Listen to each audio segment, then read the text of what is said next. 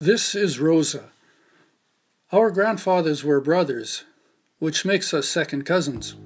In her Christmas letter, Rosa wrote, "Merv, you are so fortunate that your grandfather left Russia when he did." Rosa's grandfather stayed in Russia. He witnessed the Russian Revolution of 1917.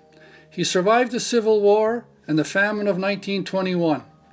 He died during the Second Famine of 1933, the one widely known in Ukraine as the Holodomor. Rosa was born in the German village of Zelts in Odessa district, as were our grandfathers. In 1944, all of the Germans of Odessa district were evacuated and exiled to Siberia.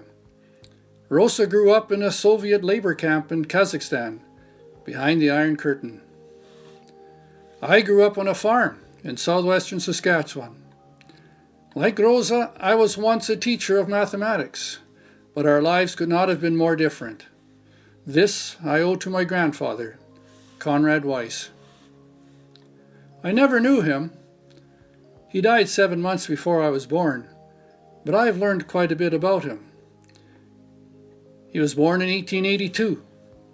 I obtained his baptism record from the Russian archive in Saratov. It is written in Cyrillic script. It provides the exact date, the names of his parents, and the names of his godparents. Conrad married my grandmother in Zelts in 1908. She was 6 months pregnant when they married, and she came from a prominent family in Zelts, which did not approve of this matchup. They were married in this church, considered at the time to be the most beautiful church in all of South Russia. This is what it looked like in 2005. At 20 years of age, Conrad was called to serve in the Russian army. In the Russo-Japanese War, he served on a naval expedition dispatched to defend Russian territory in Manchuria. The Russian fleet was literally sunk by the smaller Japanese navy in the famous Battle of Tsushima. 7,000 Russian sailors and soldiers died that day in May of 1905.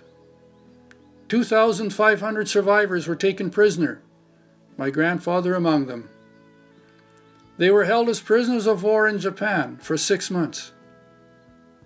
Later in Canada, he would entertain his children with the few Japanese words and phrases which he had learned. Conrad's military service had made him keenly aware of the deteriorating political climate in pre-revolutionary Russia. My grandparents decided to emigrate to Canada. They knew they would never again feel the familiar comforts of their home village, their families, their friends and neighbors. In January of 1913, they left Russia with 2 of their 3 daughters born in Zelts. They arrived in Maple Creek, Saskatchewan, mid-April 1913. The ship manifest records that they traveled with $50 cash. My father, on the right in this photo, was born in 1919 in a sod house near Fox Valley, Saskatchewan. He was one of 9 more children born in Canada. I doubt he ever thought about his good fortune to be born in Canada. Like grandfather, he was too busy building a better life for his family in the New World. I am the one who has had the luxury of time to reflect on my good fortune to grow up in a free and democratic society. Rosa's Christmas letter reminded me that our family owes its comfortable life to Conrad's decision to come to Canada. Rosa lives in Germany now.